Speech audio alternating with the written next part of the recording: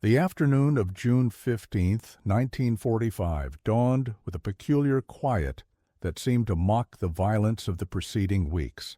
Staff Sergeant Thomas Welch, a 27-year-old career Marine from Nebraska, crouched in the muddy foxhole that had been his home for 23 days. His uniform, once crisp and olive, had degraded into a mosaic of mud, blood, and the peculiar red clay of Okinawa. Ahead lay a ridgeline the Marines had designated Hill 371, a seemingly insignificant geographical feature that had become the centerpiece of the bloodiest battle in the Pacific theater. For 3 weeks, Welch and his fellow Marines had thrown themselves against the Japanese defenses on the hill, each assault ending in catastrophic casualties without gaining significant ground. The brass kept telling us the Japs were finished, that they were down to their last bullets and fighting with bamboo spears, Welch would later write in a letter home. But every morning, fresh artillery would rain down on our positions with mechanical precision. The enemy we were facing bore no resemblance to the starving, desperate soldiers described in our briefings. What Welch and the other Marines of the 3rd Battalion, 5th Marines, would discover that afternoon would defy 3 years of military intelligence and propaganda. The revelation would not only transform their understanding of their enemy, but would lead to one of the most unorthodox tactical decisions of the Pacific War: rusting rifles, canvas shoes falling apart, webbing made from poor quality materials. They explained that what we were seeing represented the declining quality of Japanese military production. The statistical comparisons were stark and reassuring. American factories were producing 150,000 aircraft over the course of the war, compared to Japan's estimated 70,000. The United States was launching a new aircraft carrier every 2 weeks by 1944, while Japan struggled to replace its losses at Midway. American industry was producing 47,000 tanks to Japan's 6,500. Most tellingly, the United States was outproducing Japan in steel by a ratio of 10 to 1. For Marines like Welch, these statistics translated into a particular expectation of the enemy they would face. Japanese defenders were expected to be determined and willing to die rather than surrender, but they were not expected to be well supplied with modern weapons, abundant ammunition, or sophisticated tactical support. The anticipated pattern was a fanatical but brief resistance followed by mass suicide charges when supplies were exhausted. This expectation was reinforced by experiences on previous islands like Tarawa, Peleliu, and Iwo Jima, where Japanese defenders had fought to the death from increasingly primitive positions as American forces advanced. The pattern seemed clear and predictable, the expected tactic a system that would come to be known as the Shuri Line. The stage was thus set for a collision between expectation and reality: harassing fire at night, counter battery in the morning, targeted support against our advances in the afternoon. This isn't a force running out of ammunition. The systematic nature of the Japanese defense became increasingly apparent as the Marines pushed against the Shuri Line. Rather than facing the anticipated banzai charges, they encountered a defense in depth. When one Japanese position became untenable, the defenders would withdraw in good order to prepared positions to the rear, maintaining the integrity of their defensive line. It was like pushing against a rubber band, Lieutenant Robert Ashton of Charlie Company later wrote in his combat report. We'd take a hill at great cost, only to find the Japanese had withdrawn to another prepared position 500 yards south. There was nothing desperate or final about their tactics. They were conducting a textbook delaying action with abundant resources.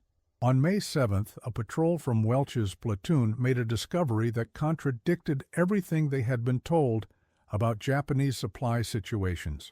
While examining a recently captured bunker complex, they discovered a stockpile of ammunition, medical supplies, and rations. The ammunition was not the mismatched collection of various calibers expected of a force scraping together its last resources, but standardized factory-fresh cartridges packed in protective wrapping. The medical supplies included antibiotics and surgical equipment that American forces themselves considered valuable. Most surprisingly, the rations were not the emergency supplies of a starving garrison, but included canned fish, rice, and even sake in quantities suggesting regular resupply. Corporal David Martinez, the patrol leader, reported the find to Welch with visible confusion. "Staff Sergeant, either these Japs don't know they're supposed to be starving, or someone's been lying to us about their supply situation. They've got enough ammunition here to hold this position for another month, at least." The discovery prompted Welch to begin methodically documenting what his unit encountered. Over the next 2 weeks, as the Marines continued their grinding advance against the Shuri line, he collected evidence that painted a picture starkly at odds with pre-invasion briefings. Japanese defenders were rotating troops from the front lines, indicating reserve forces that weren't supposed to exist. Their weapons were well-maintained and standardized, not the hodgepodge of captured and outdated arms described in intelligence reports. Most significantly, their tactics showed a level of coordination and discipline that suggested both adequate communication equipment and experienced leadership. On May 15th, the Marines captured a Japanese field headquarters that provided further insights. Among the items recovered was a detailed defensive map showing not only current positions but prepared fallback lines extending all the way to the southern tip of Okinawa. This level of planning contradicted the narrative of a force expecting to make a final stand. Also recovered were supply ledgers indicating regular distribution of ammunition, food, and medical supplies to units across the defensive line. It's a force executing a deliberate, long-term defensive strategy. The realization spread gradually through the ranks. Marines who had been told they faced a weakened, desperate enemy were now confronting the reality of a well-supplied, tactically sophisticated force executing a deliberate plan. The psychological impact was significant, combining frustration at having been misled with a growing respect for their adversaries. We'd been told the Japs couldn't adapt, that they were rigid and predictable. Sergeant Frank Winslow of Dog Company recalled, but when we used flamethrowers against their positions, they developed counter-tactics within days. They started wetting down their bunkers before we attacked. They created dummy positions to draw our fire. These weren't the actions of a defeated enemy following a script, a far cry from the severe ammunition shortages Marines had been told to expect. Tank Lieutenant Jason Wallace of the 1st Tank Battalion made a discovery that particularly contradicted pre-invasion briefings. While examining a knocked-out Japanese Type 97 medium tank, he found maintenance records indicating the vehicle had received a complete engine overhaul in February 1945, a system more resilient against American artillery fire than even the Marines' own radio networks. This explained the coordination between Japanese units that Marines had observed with increasing concern. "Their artillery responds to our movements within minutes," noted Captain Richard Thornton of the 11th Marines, an artillery unit supporting the infantry advance. "They're not firing blindly or according to predetermined patterns. They have observers reporting our positions through a communication system that our jamming and artillery fire haven't disrupted." This level of coordination requires equipment and training we were told they no longer possessed. Perhaps most revealing was the state of individual Japanese soldiers encountered in the rare instances when prisoners were taken. Rather than the malnourished, ill-equipped troops described in briefings, captured Japanese soldiers were generally in good physical condition with properly maintained equipment. Their uniforms, while showing the inevitable wear of combat, were of recent manufacture.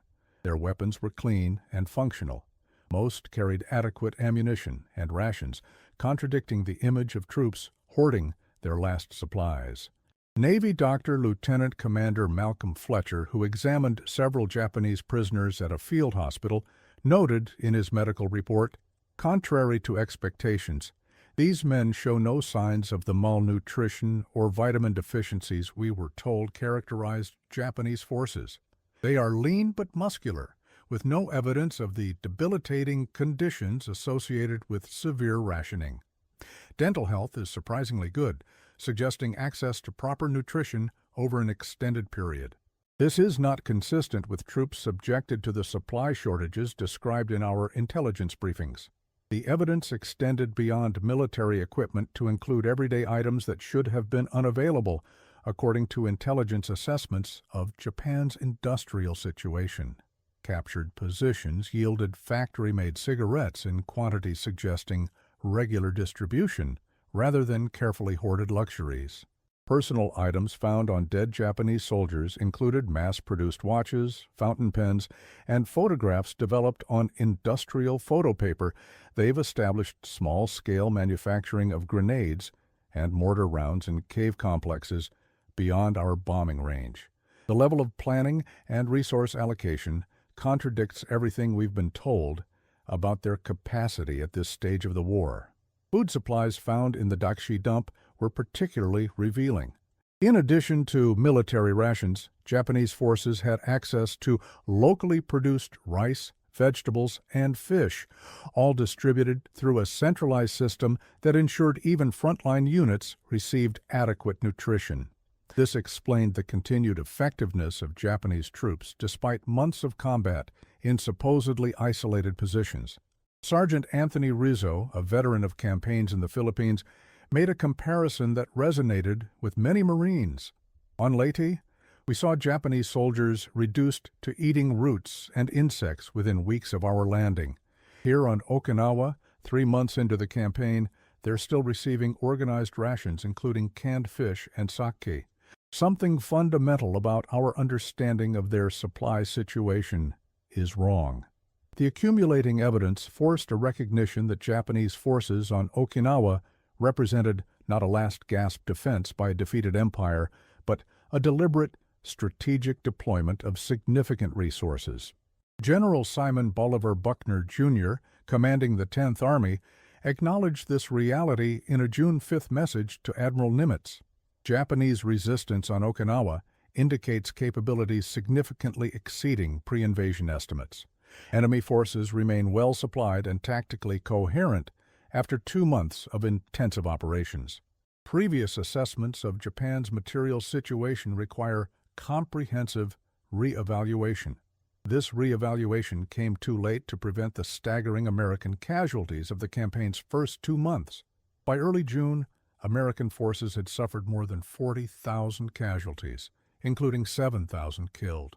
The cost in ships was equally severe, with 36 vessels sunk and 368 damaged, many by the kamikaze attacks that contradicted assertions that Japan had exhausted its aircraft and trained pilots. The mounting evidence of Japanese capability and planning created a crisis of confidence among American troops who had been assured of a swift victory against a depleted enemy. This crisis would set the stage for the unconventional tactical approach that would ultimately break the stalemate at Hill 371. By the second week of June 1945, the overwhelming evidence of Japanese capability had created a psychological transformation among the Marines facing the Shuri Line. The realization that they had been fundamentally misled about the nature of their enemy forced a painful reassessment of their situation and strategy. For Staff Sergeant Thomas Welch, the breaking point came on June 10th, when he received the latest intelligence summary from battalion headquarters. The document continued to characterize Japanese forces as desperate and approaching culmination, despite all evidence to the contrary. After reading the report, Welch gathered his squad leaders behind a shattered stone farmhouse that served as their temporary command post. "Gentlemen," he said, unfolding a hand-drawn map of their sector, "it's time we acknowledge the reality of our situation. Everything we were told about the enemy we're facing is wrong. They're not running out of ammunition. They're not starving. They're not making last stands. They're conducting a deliberate defense with adequate resources, and they're bleeding us white in the process." The recognition of this reality produced a complex psychological response among the Marines. For many, the initial reaction was anger at having been misled. Corporal Martinez expressed this sentiment directly. "So headquarters has been feeding us bullshit, while good men die taking the same ground 3 times over. We're fighting a different war than the one they described in the briefings. For others, the response was a reluctant respect for their adversaries. "We've been told for years the Japs are subhuman fanatics who can't think beyond their emperor's orders," said Sergeant Frank Winslow. "But what we're seeing here is professional military execution. They're conserving strength, rotating troops, maintaining equipment, and fighting according to a coherent plan. We need to stop underestimating them if we want to survive this island." The most profound transformation, however, was in how the Marines conceptualized the battle itself. Having entered Okinawa expecting a desperate enemy on the verge of collapse, they now recognized they were engaged in a methodical campaign of attrition against a well-prepared adversary. This recognition demanded a fundamental shift in tactics and expectations. Evidence of this psychological transformation appeared in letters home, many of which were examined by military censors concerned about declining morale. Private First Class Edward Simmons wrote to his parents on June 11th, "Please don't believe everything you read in the papers about how we're crushing the Japanese everywhere. The truth is, they're making us pay for every yard of this island with American blood. They're not the broken enemy we were told to expect. They're organized, determined, and fighting according to a plan. It's like they knew exactly what we would do and prepared accordingly." Lieutenant Robert Ashton's letter to his wife revealed a similar reassessment. "The Japanese on this island aren't fighting like men who expect to die. They're fighting like men who expect to exact the highest possible price for their island. They withdraw when necessary, counterattack when possible, and maintain a level of coordination that belies everything our intelligence claimed about their capabilities. I've had to unlearn much of what I thought I knew about our enemy, and that process has been both humbling and necessary." For senior officers, this psychological transformation manifested in formal reassessments of enemy capabilities. Major William Harrison, the battalion operations officer, circulated a memorandum on June 12th that represented a dramatic departure from previous assessments.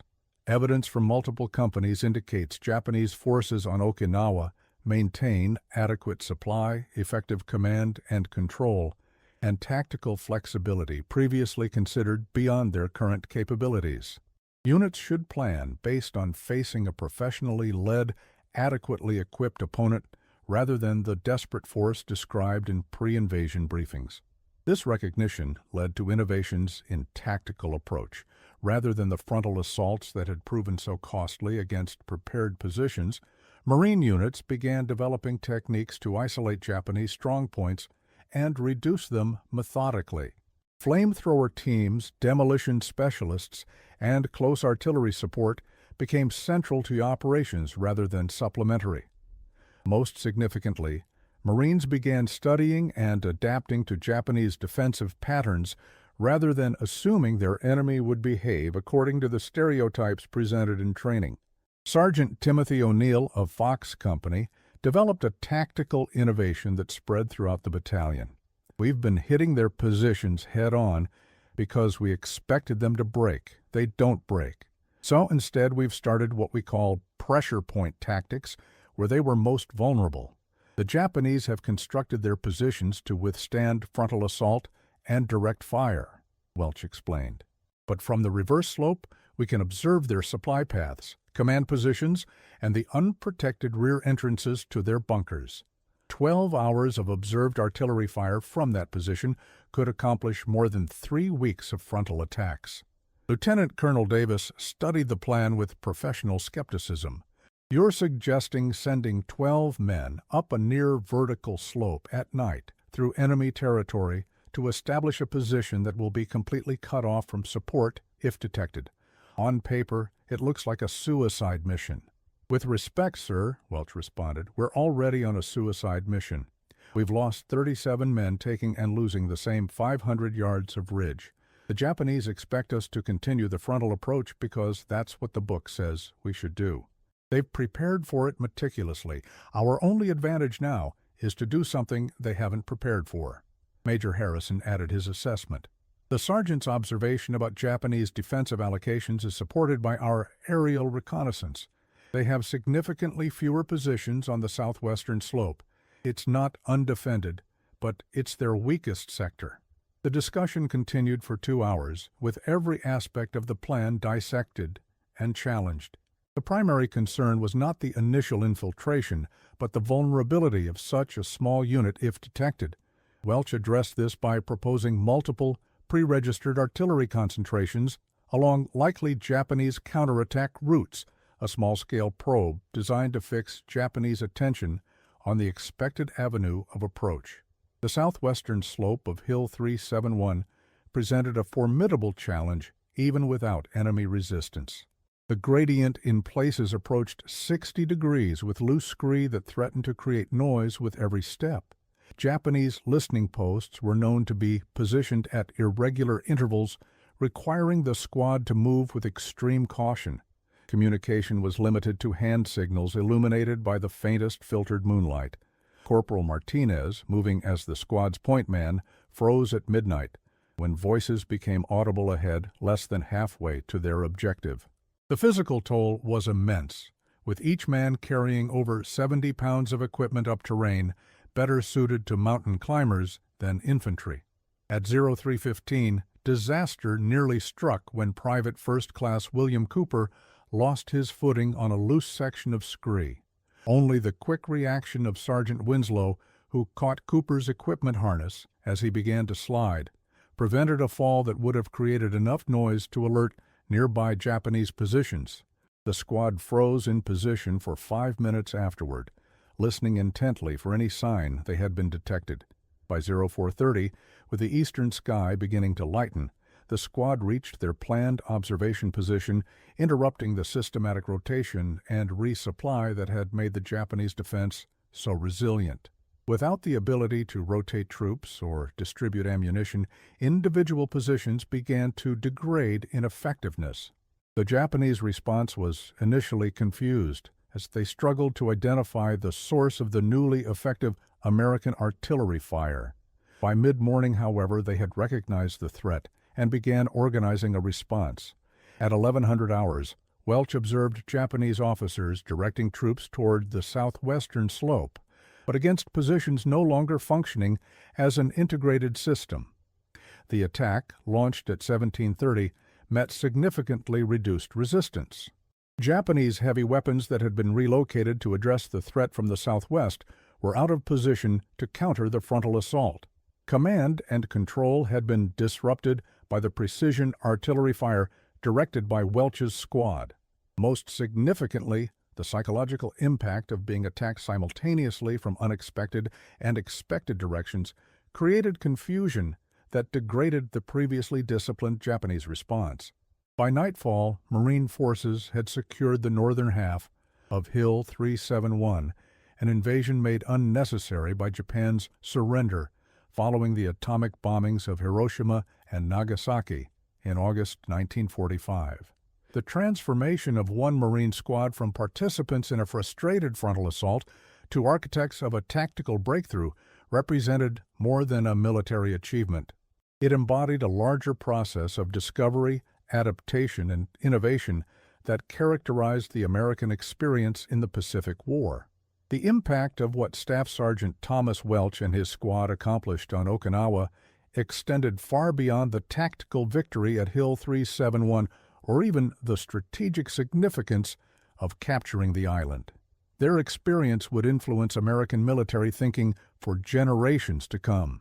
In the immediate aftermath of the war, as military analysts examined the Okinawa campaign, the contrast between intelligence expectations and battlefield reality became a central focus.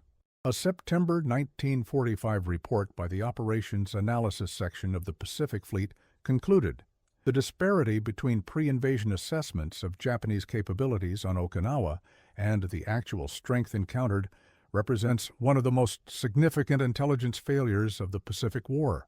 This disparity resulted in operational plans ill-suited to actual conditions and contributed substantially to excessive casualties.